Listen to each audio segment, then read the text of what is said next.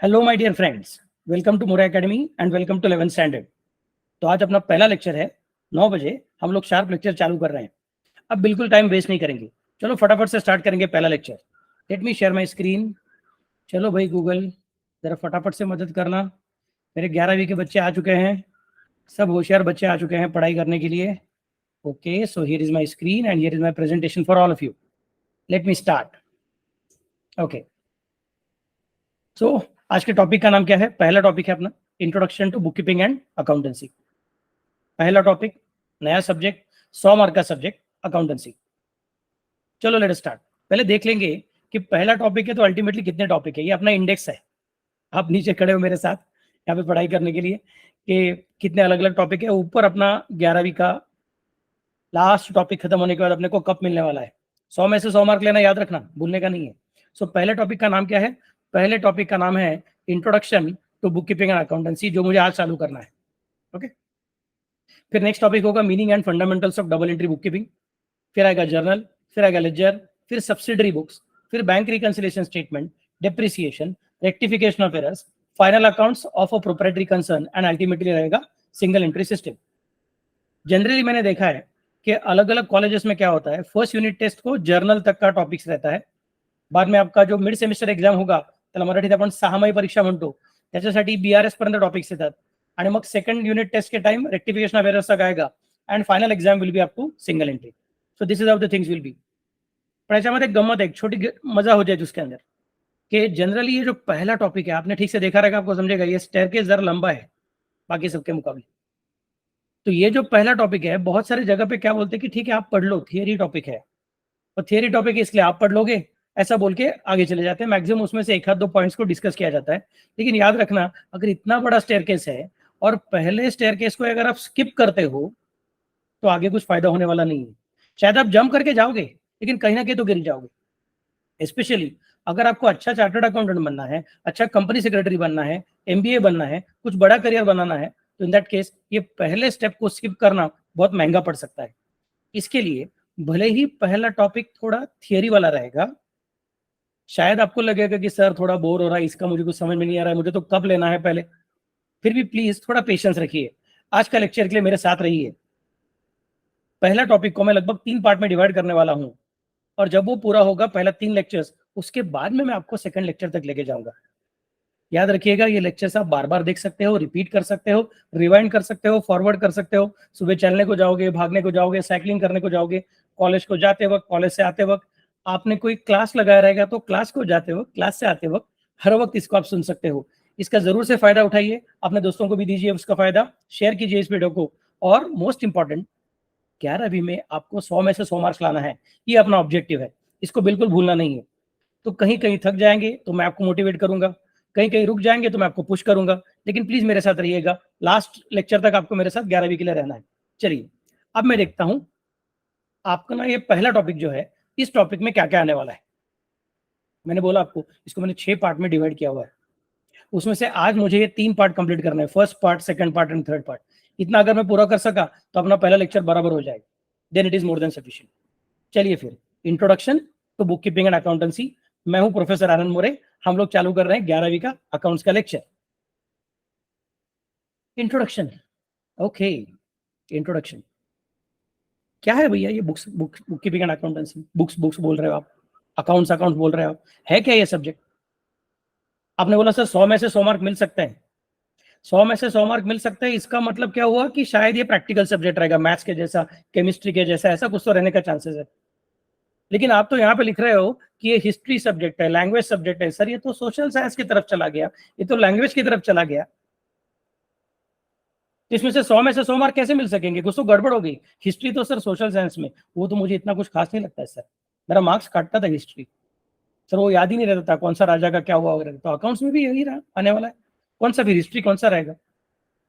Europe का history रहेगा कि महाराष्ट्र का हिस्ट्री रहेगा कि इंडिया का हिस्ट्री रहेगा? नहीं नहीं, ये हिस्ट्री अपने बिजनेस का रहेगा, ये थोड़ा अलग हिस्ट्री है।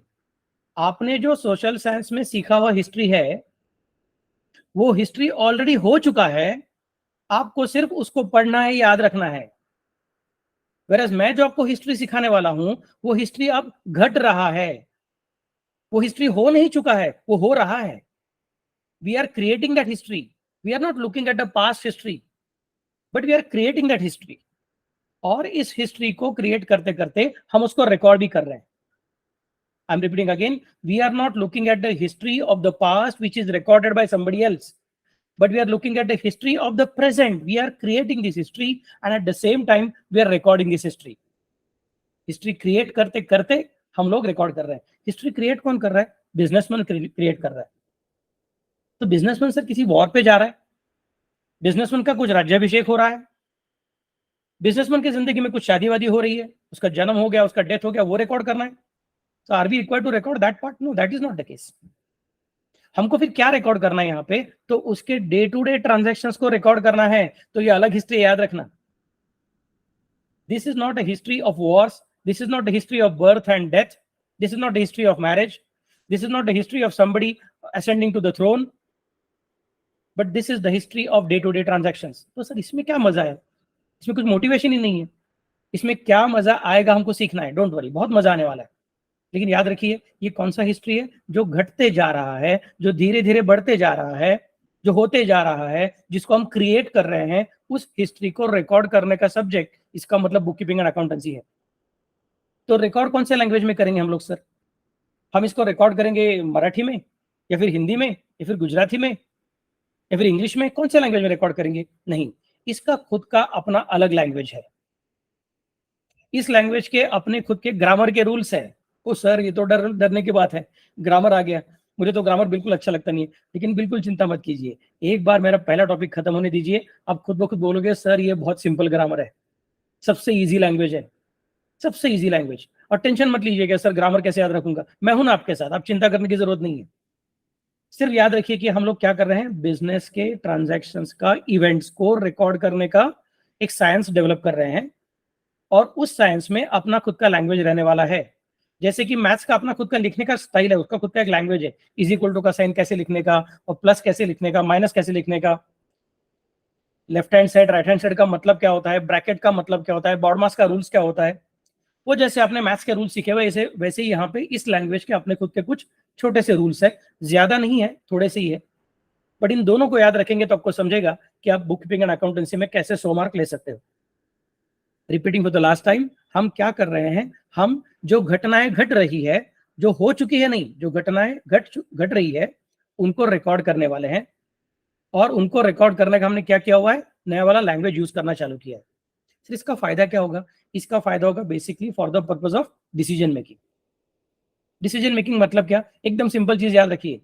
अकाउंट्स कैसे काम करने वाला है? आपके पास बाइक है, और बाइक में आप क्या देखते हो, वो मीटर जो रहता है पेट्रोल का, इंडिकेटर रहता है.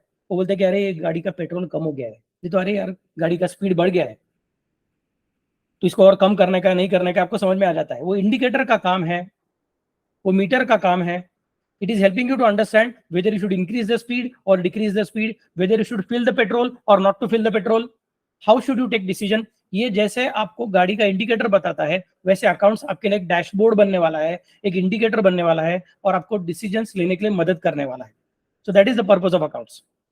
Late us consider next point. ये किसको जरूरत है फिर ये डैशबोर्ड का? गाड़ी चलाने का डैशबोर्ड तो गाड़ी वाले को जरूरत है. तो अकाउंट्स का डैशबोर्ड, बुक कीपिंग का डैशबोर्ड, उसकी जरूरत किसको है? तो अलग अलग लोगों को इसकी जरूरत है. ओनर्स को जरूरत है, जो बिजनेस के ओनर्स हैं उनको उसकी जरूरत है, लेंडर्स को जरूरत है, गवर्नमेंट को जरूरत है, कस्टमर्स को जरूरत है, सप्लायर्स को जरूरत है, एम्प्लॉइज को जरूरत है, और रिसर्चर्स को भी जरूरत है. सिर्फ इतने लोग यूज करते हैं बुक्स को. उनको क्या क्या यूज होता है आगे देखेंगे. जैसे जैसे हम लोग प्रेजेंटेशन आगे देखते जाएंगे तो आपको समझेगा कि ओनर्स को बुक कीपिंग का क्या फायदा होता है, अकाउंट्स का क्या फायदा होता है, लेंडर्स को क्या फायदा होता है. सबको अलग अलग फायदे हैं. क्या क्या फायदा है अपने को देखने का. सो ये हिस्ट्री है, इसको रिकॉर्ड करने का लैंग्वेज है. इसका फायदा अपने को डिसीजन मेकिंग को होने वाला है. और ये अलग अलग बिजनेस के स्टेक होल्डर्स जो है, बिजनेस से जुड़े हुए लोग हैं, उन सबके लिए काम की चीज है. तो सर ये अकाउंट्स कब बना? 1947 में. जैसे अपने देश को स्वातंत्र्य मिल गया, इंडिपेंडेंस मिल गया, वैसे अकाउंट्स बना क्या? No no no, that's not the case. Accounts is a very old thing and it is evolving thing. Please understand this thing properly. Accounting is not a science like chemistry. Accounting is not a science like mathematics. Account is not a science like physics. कि यार यहाँ पे किसी ना किसी ने पहले कुछ तो ढूंढ के निकाला और बाद में वो कांस्टेंट रह गया, ऐसी बात नहीं है। ये कंटिन्यूअसली इवॉल्व होने वाला ट्रांजैक्शन है, कंटिन्यूअसली इवॉल्व होने वाला बिजनेस है और सिस्टम है। मतलब पहले कुछ तो था, फिर वही इवॉल्व होकर आगे चला गया, फिर वही इवॉल्व होकर आगे चला गया, ऐसा होते जाने वाला है। सो ये अपना टाइमलाइन है, लेफ्ट से लेकर राइट तक टाइमलाइन जा रहा है, और हम देख रहे हैं कि पहले अकाउंट्स कैसा था, बाद में उसमें क्या क्या बदलाव आते गए, और आज तक हम लोग कैसे पहुंच गए। तो जिस तरह से मंकी से ह्यूमन बीइंग बना, ऐसा हम कंसिडर करते हैं इवोल्यूशन में, उसी तरीके से हम बोल सकते हैं कि अकाउंट्स में अलग अलग तरीके से ये सिस्टम चेंज होते जाने वाला है। सबसे पहले अकाउंट्स का रेफरेंस इंडियन कॉन्टेक्स्ट में कहां पे मिलता है, तो कौटिल्य के अर्थशास्त्र नाम के बुक में मिलता है। प्लीज ऐसा मत सुनिए या फिर सोचिए कि मैं जो आपको अकाउंट सिखाने वाला हूं वो कौटिल्य ने ढूंढ के निकाला था, that is not the case. But accounts की जरूरत होती है, इसका रेफरेंस अपने को कौटिल्य के अर्थशास्त्र में मिलता है। मतलब तभी के जमाने में भी अकाउंट्स का कुछ ना कुछ तो सिस्टम था, शायद वो आज के जितना इवॉल्व नहीं था, लेकिन तभी एक सिस्टम था।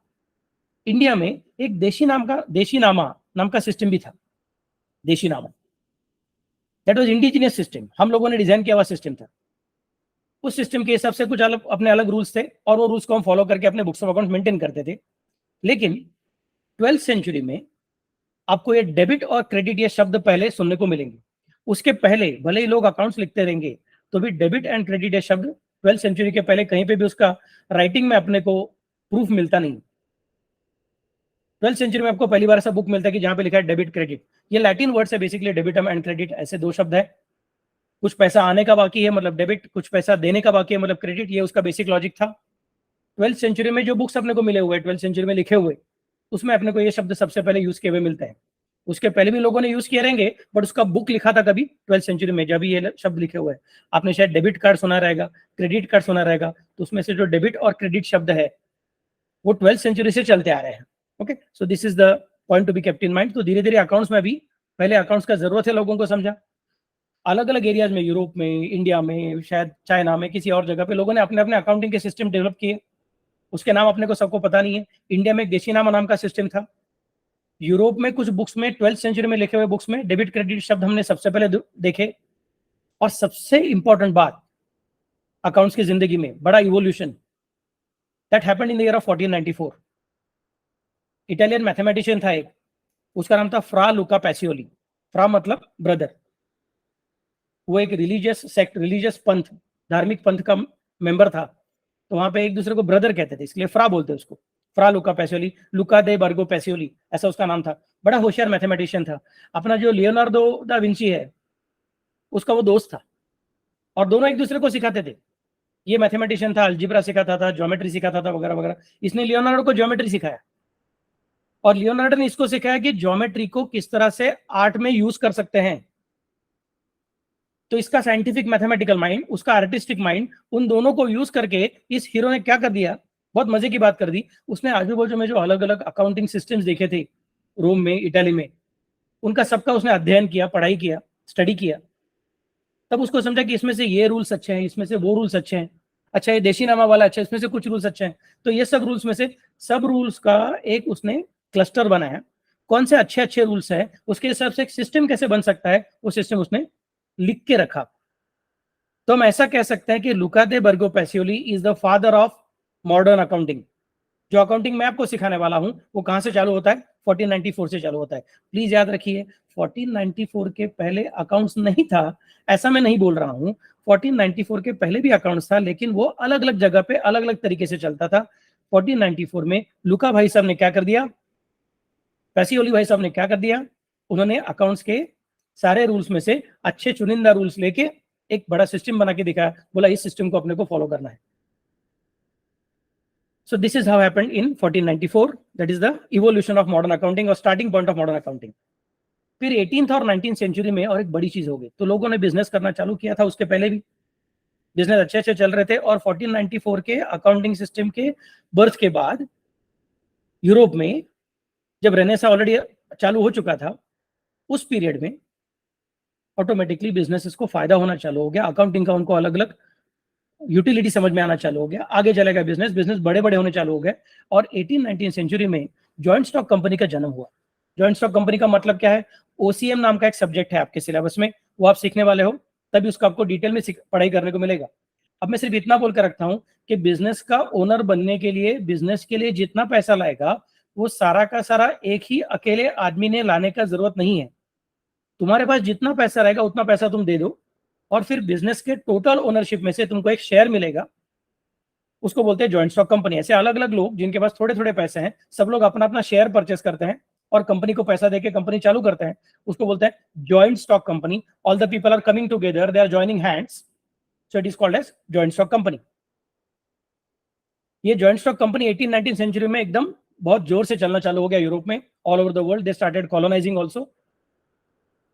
तो ये जॉइंट स्टॉक कंपनी में एक स्पेशलिटी हो गया कि ये जो ओनर्स है वो अलग है, और उस कंपनी को मैनेज करने वाले जो मैनेजर्स है वो अलग होने वाले हैं। उसके पहले बिजनेसेस थे, लेकिन जो ओनर्स थे वही बिजनेस को मैनेज करते थे। अभी जो ओनर्स है वो अलग और मैनेजर से अलग, ऐसा सिस्टम क्रिएट हो गया। तो मैनेजर्स लोगों ने कुछ गड़बड़ किया है क्या, उनको दिए हुए पैसे को उन्होंने घपला किया है क्या, उन्होंने कुछ प्रॉब्लम्स क्रिएट किया है क्या, वो देखना जरूरी बनता था। तो अकाउंट से बोला ठीक है आप टेंशन मत लीजिए, मैं अपने आप को इवॉल्व करूंगा, अपने अंदर नए फीचर्स लाऊंगा, नई ताकत लाऊंगा, नए पावर्स लाऊंगा, और उस पावर्स के मुताबिक उसको यूज करके मैं आपको बता सकूंगा कि आपके मैनेजर्स किस तरह से काम कर रहे हैं। आप शेयर होल्डर्स हो, साल में एक बार मिलने वाले हो एनुअल जनरल मीटिंग को, साल भर के लिए मैनेजर्स ने बिजनेस को चलाया है, कैसे चलाया है उसका रिपोर्ट हम आपको बताने वाले हैं। तो बिजनेस में रोज का रोज आए बगैर, बिजनेस में रोज का रोज आए बगैर आप आराम से हमारे बिजनेस का एनालिसिस कर सकते हो, उसका टोटल हश्र क्या हुआ है वो समझ के ले सकते हो। That was told to you by accounting in 18th and 19th century. तो इधर के अकाउंट्स के मुकाबले लुका दे बर्गो पैसियोली का अकाउंट्स एकदम अलग ब्रांच क्रिएट हो जाता है, और वहां से हम लोग आगे जाते हैं। फिर जॉइंट स्टॉक कंपनी के बाद में अकाउंट्स और स्ट्रांग हो जाता है। जो बिजनेस कर रहा है उस ओनर को ही उसी के बिजनेस का रिपोर्ट नहीं दे रहा है, बल्कि ओनर्स अलग है और मैनेजर्स अलग है। मैनेजर्स ने क्या किया है, ये ओनर्स को साल में एक बार आने के बावजूद पूरा डिटेल्स मिलेगा, इसका गारंटी देता है अकाउंट्स। अकाउंट्स अभी और पावरफुल हो गया है। बिजनेस का जानकारी लेने के लिए तुमको बिजनेस के अंदर रोज का रोज खड़ा रहने की जरूरत नहीं है, ऐसा बोलता है अकाउंट्स। आपको सारा का सारा जानकारी दे देगा, ऐसा बोलता है। सो this is a powerful accounts now. फिर बाद में यहाँ पे आ गया 20th सेंचुरी, यहाँ पे तो मैनेजमेंट अकाउंटिंग आ गया। मतलब अभी बिजनेस और भी बड़े हो गए, मल्टीनेशनल कंपनीज है। तो मल्टीनेशनल कंपनी में जो मैनेजर्स है वो रोज का रोज वहां पे आके काम कर रहे हैं, फिर भी अपने बिजनेस को प्रॉफिटेबल करने के लिए और क्या क्या करना पड़ेगा, इसके लिए शायद उनको और असिस्टेंस की जरूरत है। वो बोल रहे कि यार हमारा बिजनेस कॉम्प्लेक्स होते जा रहा है, बिजनेस भी डिफिकल्ट होते जा रहा है, और जिस एनवायरनमेंट में, जिस सोसाइटी में हम बिजनेस करने को जा रहे हैं वो सोसाइटी भी कंटिन्यूसली चेंज हो रहा है। 20th सेंचुरी है, एशिया और बाकी सब जगह पे अलग अलग कंट्रीज में इंडिपेंडेंस मूवमेंट जोर से था। सो 18th और 19th सेंचुरी में जो फायदा हो रहा था कि Europe was develop and rest of the world was under develop, तो rest of the world was almost constant. वो वाला जो सिचुएशन था वो 20th सेंचुरी में चेंज हो गया। Rest of the world started sended, अगर तुम लोग इंडिपेंडेंट हो तो हमको भी इंडिपेंडेंट होना है, हमारे देश का जो भी कुछ जमीन है उसके जो भी रिसोर्सेस है वो हमको यूज करना है। तो different country started going for independence movement. तो उसकी वजह से डिफिकल्टीज चालू हो गया। फिर इस डिफिकल्टीज से बाहर कैसे आने का, मैनेजमेंट को डिफिकल्टी आता है, यार मैं काम करूं तो कैसे करूं, डिसीजन चेंज हो जाएगा तो, अगर ये सिचुएशन चेंज हो जाएगा तो इन दैट केस मैंने कैसे काम करना चाहिए, मेरा जो डिसीजन है वो सही आना चाहिए, गलत नहीं जाना चाहिए, शेयर होल्डर का पैसा डूबना नहीं चाहिए। तो कैसे काम करेगा। अकाउंट्स बोलता है टेंशन मत लो यार, पहले हमने ओनर्स को बोला था कि आप टेंशन मत लीजिए, अब हम मैनेजर्स को बोल रहे हैं आप भी टेंशन मत लीजिए। अकाउंट्स आपको मदद करेगा, आपको बताएगा कि आप किस तरह से डिसीजन लेना चाहिए जिसकी वजह से आपको फायदा होगा, या फिर आपका खुद का डिसीजन गलत होने के चांसेस कम हो जाएंगे। ये भी ताकत किसने दिया, अकाउंट्स ने। तो अकाउंट्स ने और एक पावर ले लिया। It is like that Lord Hanuman who is given different powers by different God's at the time of his birth. आपको शायद वो स्टोरी मालूम रहेगा कि हनुमान के जन्म के वक्त जब वो सूरज को खाने को गया था तो इंद्र भगवान ने उसको वज्र मार लिया था, उसके चिन्ह पे वो लग गया और उसको उसकी सुध खो गई थी। सुध खोने के बाद हनुमान भगवान को फिर बाद में सब भगवान पवन देव को राग गुस्सा आ गया। तो उन्होंने क्या बोल दिया, नहीं मैं अभी सब बहना बंद कर दूंगा। तो अलग अलग भगवान आके बोलते ठीक है यार ऐसा मत करो, पूरी सृष्टि को तकलीफ हो रही है, आप आके मदद कर दीजिए। तो बोलते नहीं मेरे बच्चे को आपने तकलीफ दिया, मैं नहीं सुनूंगा। तो फिर हमने अलग अलग, भगवान ने बोला ठीक है मैं उसको ये पावर देता हूँ, उसको वो पावर देता हूँ, अलग अलग पावर्स देते हैं। वैसे अपने अकाउंट्स के अंदर अलग अलग पावर्स आते जा रहे हैं। पहले डेबिट क्रेडिट का पावर आ गया, फिर हमने उसका रूल्स बना के रखा कि कैसे बिहेव करेगा। फिर हमने जॉइंट स्टॉक कंपनी को मदद करना चालू कर दिया, बोला कि आप ओनर्स हो, बिजनेस को रोज का रोज नहीं आओगे तो भी चलेगा, आपको बिजनेस का सारा हालचाल पता चल जाएगा। फिर अभी हम मैनेजर्स को बोल रहे हैं कि आप रोज आ रहे हो फिर भी आप कंफ्यूज हो सकते हो, इतना सारा डेटा जमा हो रहा है, उसको एनालिसिस कैसे करने का हम बता देंगे, आप चिंता मत कीजिए। और अभी तो 21st सेंचुरी में और नया चीज आ गया, नया पावर आ गया अकाउंट्स के पास।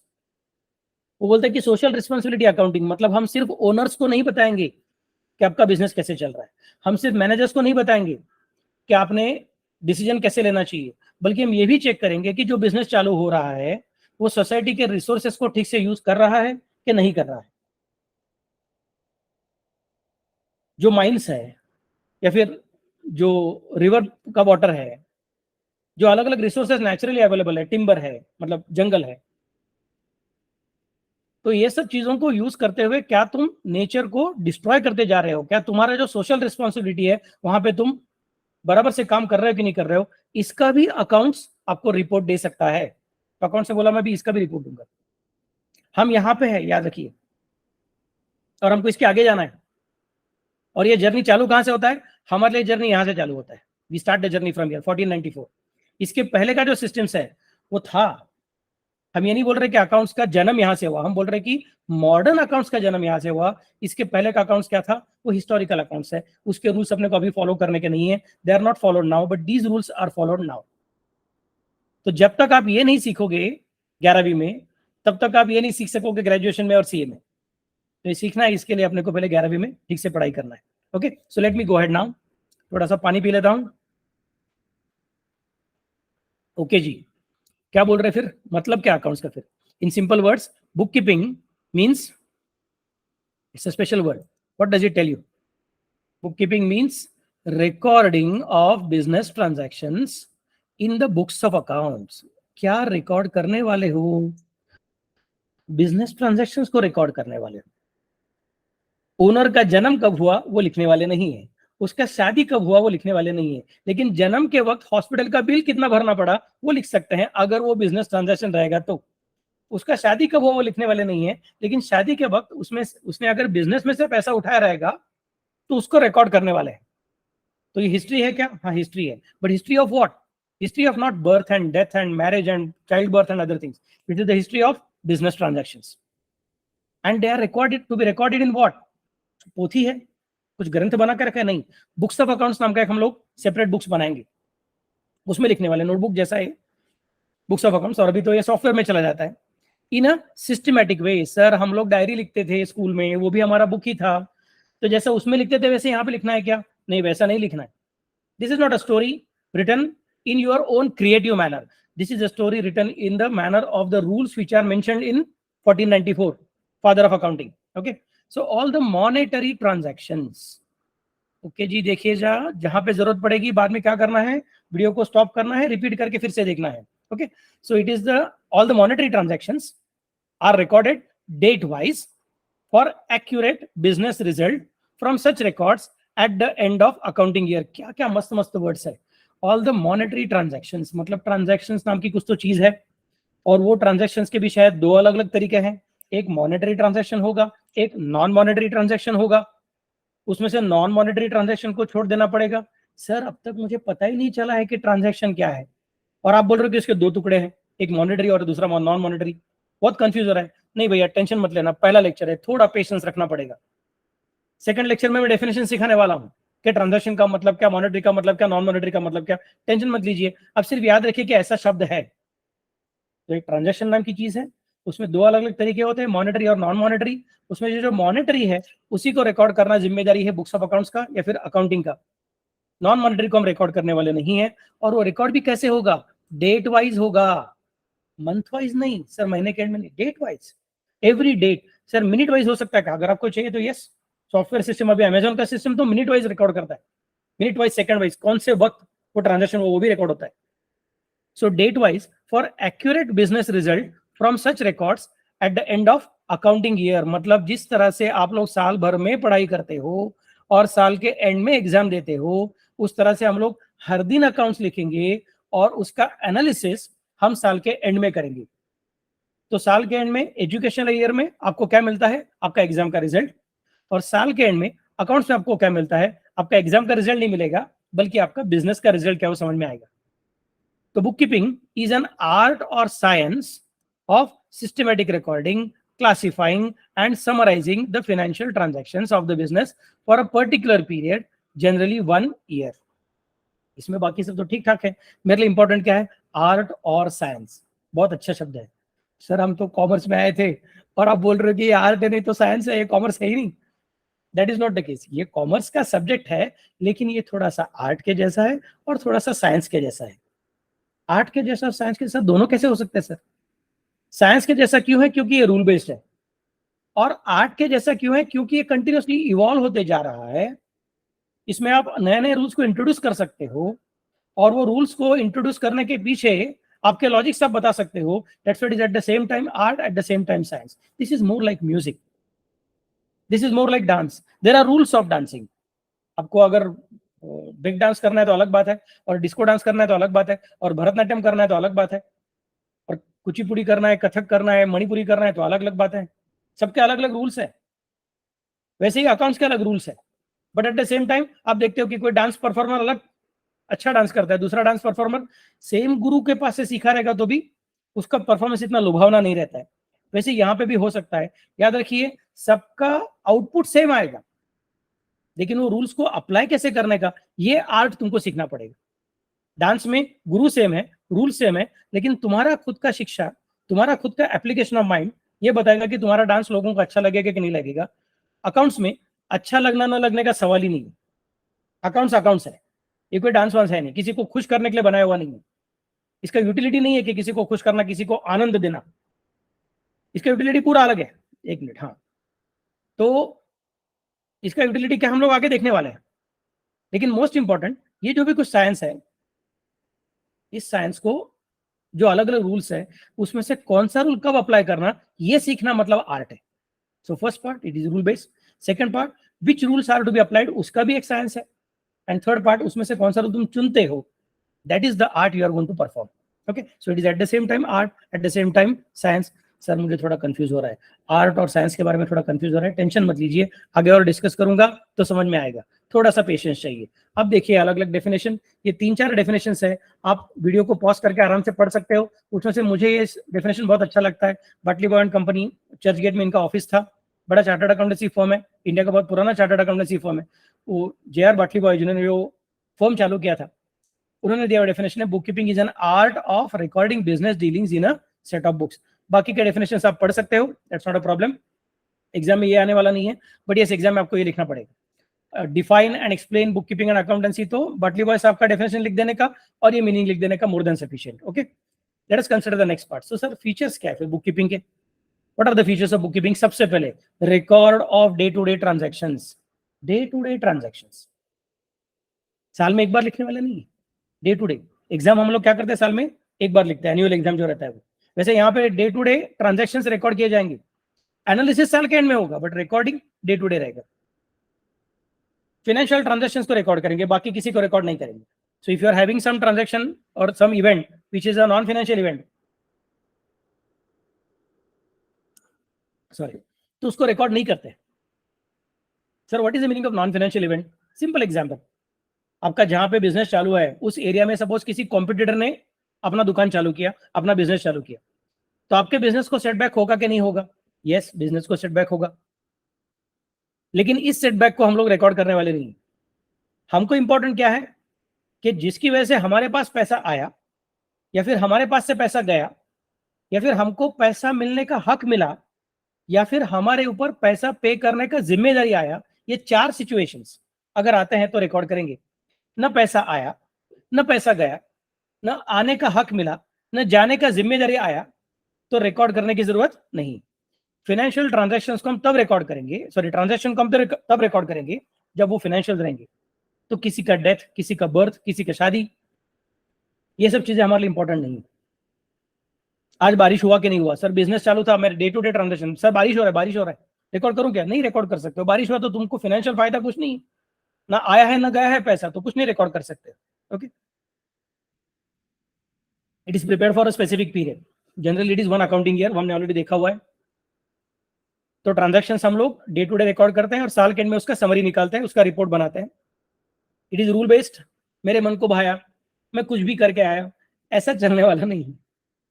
आपको रूल फॉलो करने पड़ेंगे तो ही वो ठीक से चलने वाला है। Okay, an art of recording business transactions in a scientific manner. So it's an art of recording business transactions in a scientific manner because it is rule based. Which rule to be picked up? That is your art. Okay, so these are the points to be kept in mind. Features of bookkeeping and accountancy करके short note आ सकता है अलग अलग colleges में, तो please याद रखिए ये पॉइंट्स अपने को लिखने के हैं।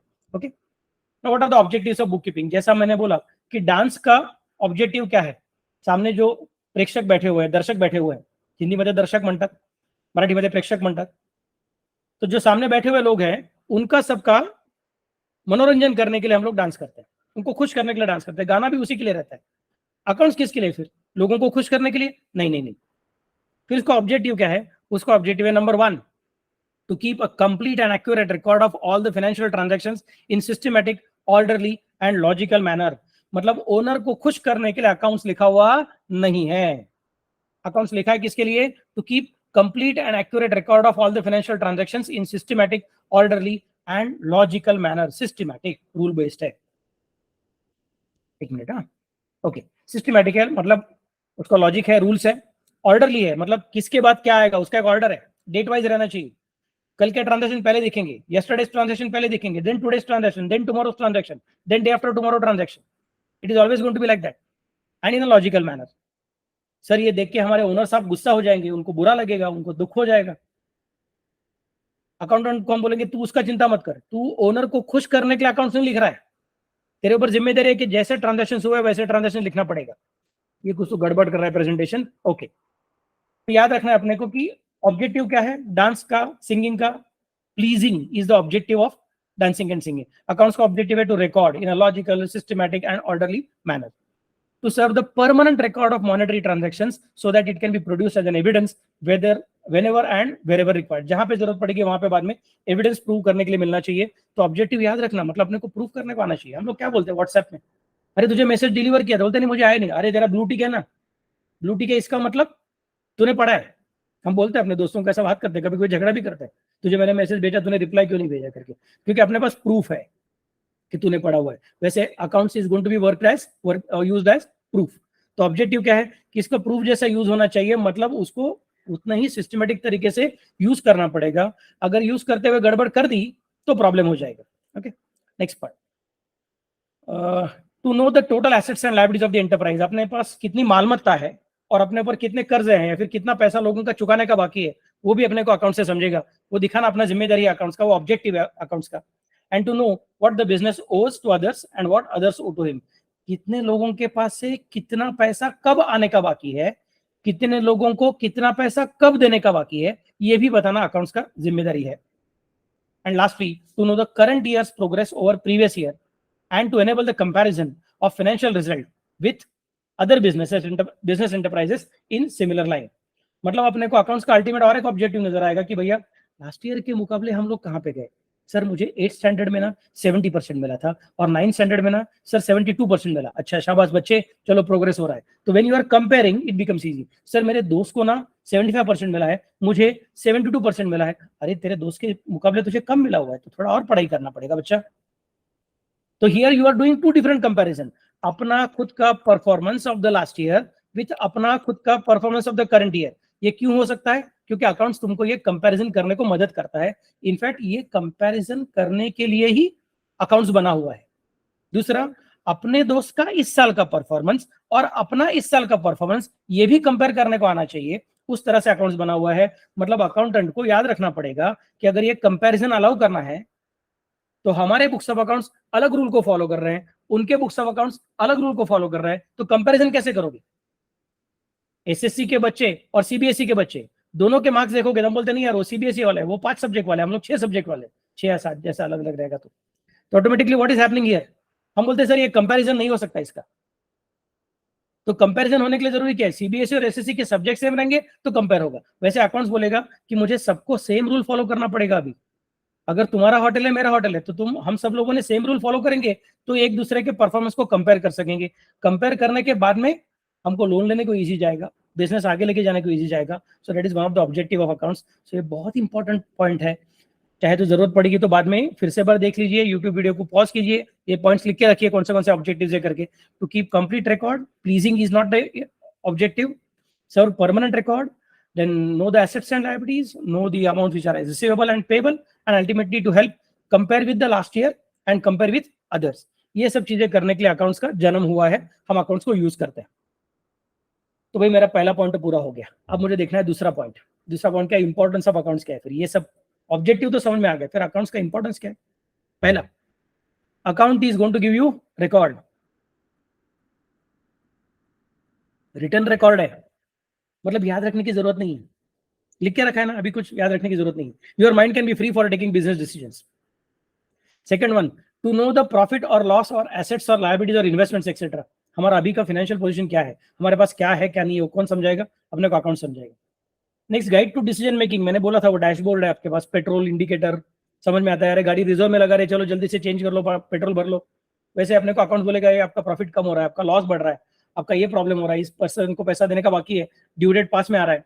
अकाउंट तुमको फटाफट से मदद करेगा, कंट्रोल करने को मदद करेगा बिजनेस को, क्लच काम कैसे करता है, ब्रेक कैसे काम करता है, ये अगर पता रहेगा तो गाड़ी को ठीक से चला सकते हो। उसी तरीके से अगर अकाउंट्स तुम्हारे पास रहेगा तो तुम्हारे बिजनेस में क्या क्या डिफिकल्टीज आ सकती है ये तुमको पता चलेगा, तुम बिजनेस को उस डिफिकल्टी में से बाहर लेके आ सकते हो, बिजनेस को अच्छे से चला सकते हो। Next, it is also going to serve as an evidence in the court of law. हमने बोला था वो परमानेंट रिकॉर्ड है, परमानेंट रिकॉर्ड इसका मतलब इट इज going to serve as an evidence in the court of लॉ। सगना करते करेंगे, okay. Then comes the next point, next point is tax liability. Ultimately government भी इसको यूज करने वाला है। गवर्नमेंट बोलेगा कि बाबा हमको चेक करना है कि आपका इनकम टैक्स कितना है, आपका जीएसटी कितना है, तो वो सब कैलकुलेट करने के लिए गवर्नमेंट किस चीज का सहारा लेगा, आपका चेहरा देख के बोलेगा, आपका सरनेम देख के बोलेगा, आपका घर कितना बड़ा है वो देख के बताएगा। That is not the case. Government is going to look at your books of accounts to decide your tax liability. So these are the different things for which the books of accounts are useful, accountancy is useful. इतने सारे purpose पूरा करने वाला subject आप सीखने वाले हो। याद रखो, पूरे बिजनेस का हार्ट अभी आपके हाथ में है। आप जैसा रिपोर्ट करोगे वैसा टैक्स लायबिलिटी चेंज होगा, आप जैसा रिपोर्ट करोगे वैसा बिजनेसमैन डिसीजन लेगा, आप जैसा रिपोर्ट करोगे वैसा कोर्ट ऑफ लॉ डिसाइड करेगा कि क्या सही है क्या गलत है। तो इतना बड़ा इंपॉर्टेंट सब्जेक्ट है, ये बिजनेस का पूरा हिस्ट्री है। इसको यूज करके आगे बिजनेस बड़ा होने वाला है, नहीं तो गलती से छोटा भी हो जाएगा अगर हमने गलत रिकॉर्ड करके रखा रहेगा तो बिजनेस को रिकॉर्ड करने का ताकत आपके हाथ में है, बिजनेस को आगे लेके जाने का ताकत आपके हाथ में। बहुत ही इंपॉर्टेंट सब्जेक्ट है भैया, 5 साल तक सीखना है, 11वीं से लेकर आगे।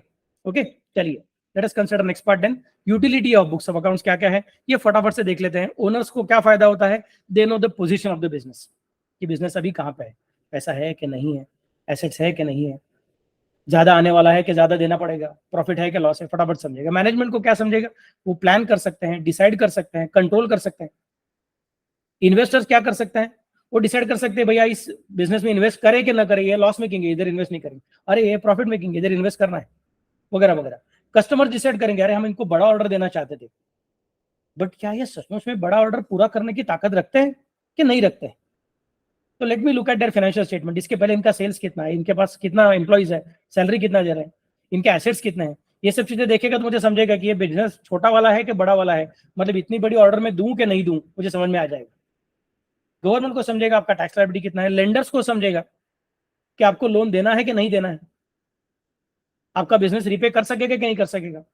ये सब समझना किधर से पॉसिबल है, it is possible on account of the books of accounts and accounting records. So everybody requires this and ultimately तुम्हारा बिजनेस का डेवलपमेंट करने के लिए तुमको उसका फायदा होने वाला है खुद को ही, क्योंकि you are going to compare it with your own past and you are going to compare it with your own friends. तो it will be easy for you to decide कि यार हम क्या गलत कर रहे हैं, वो क्या सही कर रहा है। लास्ट ईयर के मुकाबले हम लोग आगे गए कि पीछे गए, वो समझना अकाउंट्स की वजह से पॉसिबल होता है। So these are utility for owners, for managers, for investors, for customers, for government, lenders and development. Video को जरूरत पड़ेगा तो पॉज करना है, फिर से एक बार देख लेना है, फटाफट से लिख लेना है। Okay, so let me go head now and now I am going to the last part of today session, that is, sir आपने ना बहुत कंफ्यूज कर दिया, एक तो बहुत फास्ट बोलते हो और ऊपर से दो अलग अलग वर्ड्स यूज करते हो, कभी कभी बोलते हो बुक कीपिंग और कभी कभी बोलते हो अकाउंटेंसी। तो सर दोनों सेम है क्या अलग अलग, एक बार पहले वो बता दो ना। एक तो वो आर्ट और साइंस का झमेला चालू है दिमाग के अंदर, और अभी आप बोल रहे हो कि बुक कीपिंग है और अकाउंटेंसी है, तो दोनों सेम शब्द, सेम चीज के लिए दो अलग अलग शब्द है कि दो अलग अलग चीजें हैं। तो ये दो अलग अलग चीजें हैं। कैसी अलग अलग चीजें? Let's take a simple example, my name is Anand, my surname is More. तो मोरे भी मेरा ही नाम है और आनंद भी मेरा ही नाम है, लेकिन दोनों में थोड़ा फर्क है। मोरे मेरा फैमिली नाम है, मेरा सरनेम है, और आनंद मेरा पर्सनल नेम है, फर्स्ट नेम है। तो मोरे जो सरनेम है वो मैं भी यूज कर सकता हूँ, मेरे बच्चे भी यूज कर सकते हैं, और मेरे पिताजी भी यूज करते थे, मेरे दादाजी भी यूज करते थे, मेरा भाई भी यूज करेगा, मेरी बीवी भी यूज करेगी, सब लोग यूज कर सकते हैं। लेकिन आनंद जो नाम है वो मेरा ही है, बाकी किसी का नहीं होगा हमारे फैमिली के अंदर। So that is the basic logic. मतलब there is one thing which is kind of a bigger system and one thing which is kind of a smaller system. More क्या है? Family name. आनंद क्या है? Personal name. वैसा book keeping क्या है? Is going to be a smaller part of a bigger system called as accountancy. Accountancy is like a bigger umbrella, and bookkeeping is like a smaller umbrella within that bigger umbrella. Accountancy is like entire house, and bookkeeping is like a small room in that house. तो मैं बोलता हूँ मैं bedroom में बैठा हूँ, नहीं तो मैं मेरा क्या बोलते हैं ऑफिस रूम में बैठा हूँ, इसका मतलब मैं घर में हूँ क्या? हाँ, मैं घर में तो हूँ, but at the same time मैं घर के अंदर एक रूम के अंदर हूँ। वही लॉजिक यहाँ पे चलता है। बुक कीपिंग बोलोगे तो एक छोटा पार्ट है, अकाउंट्स नाम के सिस्टम का एक छोटा पार्ट मतलब बुक कीपिंग है। तो अकाउंट्स में क्या आता है, बुक कीपिंग में क्या आता है, दोनों में थोड़ा सा फर्क आता है। देखो किस तरह से, it is concern with recording and classifying the business transactions. तो तुम क्या करोगे, बिजनेस ट्रांजेक्शन को देखोगे, उनको क्लासिफाई करोगे और रिकॉर्ड करोगे, क्लासिफाई करोगे और रिकॉर्ड करोगे, बस that is a part of book keeping, उधर खत्म। अकाउंटिंग बोलेगा सर रिकॉर्डिंग भी करना है, क्लासिफाइंग भी करना है, क्योंकि accounting is a bigger system ना, तो उसके अंदर बुक कीपिंग बैठा ही है ना। तो जो काम बुक कीपिंग करता है वो काम अकाउंट्स तो करता ही है। अगर मेरा नाम आनंद है तो आनंद भी है और मोरे भी है, तो जब मोरे बोलेगा तो आनंद को पकड़ा जाता ही है। जब हम बोलोगे पूरे घर को पकड़ा तो बेडरूम को पकड़ लिया, पूरे घर को पकड़ा तो स्टडी रूम को पकड़ लिया। वैसे यहाँ पे भी होने वाला है। अकाउंटेंसी के अंदर बुक कीपिंग आता ही है, तो इसके लिए यहाँ पे भी रिकॉर्डिंग भी आएगा, क्लासिफाइंग भी आएगा, और साथ में समराइजिंग आएगा, एनालाइजिंग आएगा, इंटरप्रिटेशन आएगा, एक्स्ट्रा चीजें आ गई।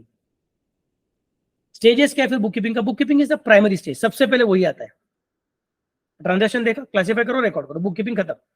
अकाउंट्स वहां से स्टार्ट हो रहा है क्योंकि अकाउंट्स इज बिगर अम्ब्रेला, और आगे तक जाता है वो। It is apart from the primary stage. Primary stage में तो अकाउंट्स है ही, आगे भी अकाउंट्स है। It includes secondary stage of analysis and interpretation. Objective क्या है? बुक कीपिंग का ऑब्जेक्टिव है सिर्फ रिकॉर्ड मेंटेन करना। अकाउंट्स का ऑब्जेक्टिव है बेसिकली फाइनेंशियल स्टेटमेंट बनाना, ये फाइनेंशियल रिकॉर्ड बनाना, day to day record. Accounts बोलेगा कि डे टू डे रिकॉर्ड भी चाहिए और साल के एंड में एनालिसिस भी चाहिए, अलग अलग लोगों के लिए, लेंडर्स के लिए, गवर्नमेंट के लिए, ओनर्स के लिए, मैनेजर्स के लिए, सबके लिए चाहिए। तो मैं उसके हिसाब से अलग अलग रिपोर्ट बना के दूंगा। रिस्पॉन्सिबिलिटी बुक कीपिंग का जनरली जूनियर स्टाफ के पास रहता है, और accounting is a big department जिसमें सीनियर स्टाफ अलग से रहने वाला है। रिस्पॉन्सिबिलिटी अभी डिस्कस किया मैंने। आउटकम बुक कीपिंग का general outcome, sir book keeping पूरा हो गया, अभी क्या मिलेगा अपने हाथ में? तो अपने हाथ में मिलेगा दो चीजें, एक का नाम है जर्नल, एक का नाम है लेजर। जब बुक कीपिंग पूरा होता है तो आपके हाथ में क्या आता है? Journal and ledger. ये दो चीजें तैयार हो जाती है, सामने हो जाता है। सर बहुत सारा काम किया, क्या बन गया? चपाती बन गया, सब्जी बन गया। वैसे यहाँ पे हमने बुक कीपिंग किया, बुक कीपिंग किया, बुक कीपिंग किया, तो क्या तैयार हो गया? जर्नल हो गया, लेजर तैयार हो गया। और अकाउंट्स पूरा किया तो जर्नल तो लेजर, जर्नल तो तैयार हो ही गया, लेजर तो तैयार हो ही गया, ऊपर से फाइनेंशियल स्टेटमेंट तैयार हुए। कौन से फाइनेंशियल स्टेटमेंट तैयार हुए? Profit and loss account, trading account, balance sheet, cash flow statement, ऐसे अलग अलग स्टेटमेंट तैयार हो गए। नेक्स्ट पार्ट, सब पीरियड क्या है? Book keeping is day to day basis, रोज का रोज बुक कीपिंग का काम करना पड़ता है। और एनालिसिस जो है तुम्हारा अकाउंट्स का, that is annual basis. Book keeping में डिसीजन मेकिंग का कुछ रोल नहीं है, बुक कीपिंग का ऑब्जेक्टिव ही नहीं है कि मैं डिसीजन मेकिंग के लिए मदद करूंगा। वो बोलेगा सर मुझे तो क्लासिफाई करना है, रिकॉर्ड करना है, क्लासिफाई करना है, रिकॉर्ड करना है, और कुछ है ही। अकाउंट्स बोलेगा यस मैं आपको उसके लिए भी मदद करूंगा। And skill required, book keeping के लिए थोड़ा लोअर लेवल का स्किल्स लगता है। Analytical skills are not required, सिर्फ पढ़ो समझो लिखो, पढ़ो समझो लिखो। लिखने के बाद में उसको समराइज करो, एनालिसिस करो, प्रेजेंट करो। ये सब चीजों का स्किल बुक कीपिंग के डिपार्टमेंट में काम करने वाले लोगों के पास नहीं रहेंगे तो भी चलता है, बट अकाउंट्स डिपार्टमेंट में काम करने वाला बच्चा रहेगा, जो पर्सन रहेगा, उसको वो भी स्किल्स चाहिए और एडिशनल स्किल्स भी चाहिए that will help him to analyse the things. So जैसे मैंने बोला था, अकाउंटेंसी क्या है? सरनेम है, उसमें सब कुछ आता है, और बुक कीपिंग क्या है? उसका एक छोटा पार्ट है। इनका डेफिनेशन अपने को दिया है कोलर भाई साहब ने और प्रोफेसर रॉबर्ट एन एंथनी ने। वीडियो को पॉज करना है, पढ़ लेना है। इनफैक्ट गवर्नमेंट टेक्स्ट बुक में भी ये दिया हुआ चीज है, तो आप देख सकते हो वहां से भी। तो here I complete my today's lecture, कि जहां पे मैंने आपको introduction to book keeping and accountancy इस टॉपिक के अंदर का पहला पार्ट कंप्लीट करके दिया हुआ है। अब अगला पार्ट जो है मेरा, वो नेक्स्ट लेक्चर में डिस्कस करूंगा। नेक्स्ट लेक्चर के लिए आपको मेरे पास फिर से आना है, सोमवार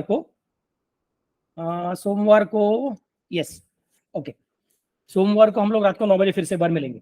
ओके, तब तक ये वीडियो अपने दोस्तों को शेयर कीजिए, खुद भी रिपीट पे देखिए। कॉलेज अब तक चालू हुआ नहीं है तो आपके पास बहुत सारा टाइम है। जितना इस टॉपिक को आप मन लगा के करोगे उतना आपका आगे चल के प्रोफेशनल करियर करने का ताकत बढ़ जाएगा। और सेकंड पार्ट याद रखिए, आप जिस दुनिया में जाने वाले हो जॉब करने के लिए या फिर खुद का बिजनेस करने के लिए, उस दुनिया में अकाउंट्स का बहुत सारा काम ऑटोमेटेड हो चुका है। आपने शायद सुना भी रहेगा, अलग अलग एप्स आते हैं उसके, तो अकाउंट्स का बहुत सारा काम ऑटोमेट हो चुका है। फिर हम लोग अकाउंटिंग का पढ़ाई क्यों कर रहे हैं अगर सर ऑटोमेट हो गया है तो? क्योंकि वो एनालिसिस का जो काम है ना वो हमको करना है, लेकिन एनालिसिस का काम करने का कब? जब तुमको बुक कीपिंग समझ में आता रहेगा तब। तो अकाउंट्स क्यों सीखना है हमको? प्रोबेबली मैं जो आपको सिखाऊंगा वो सारा का सारा चीजें आपको रियल लाइफ में करने का जरूरत भी नहीं पड़ेगा, लेकिन ये सीखा हुआ रहेगा तो रियल लाइफ में आपको जो हायर लेवल के काम करने के वो करने को ठीक से आ जाएंगे। So please ensure that number one, you are studying it for the purpose of marks and also for the purpose of ensuring that you are going to be a successful businessman or successful employee in your future career. So let us meet tomorrow. Let us meet on Monday now, not tomorrow. Let us meet on Monday at 9 o'clock, 9 p.m. Okay. Thank you very much. See you all.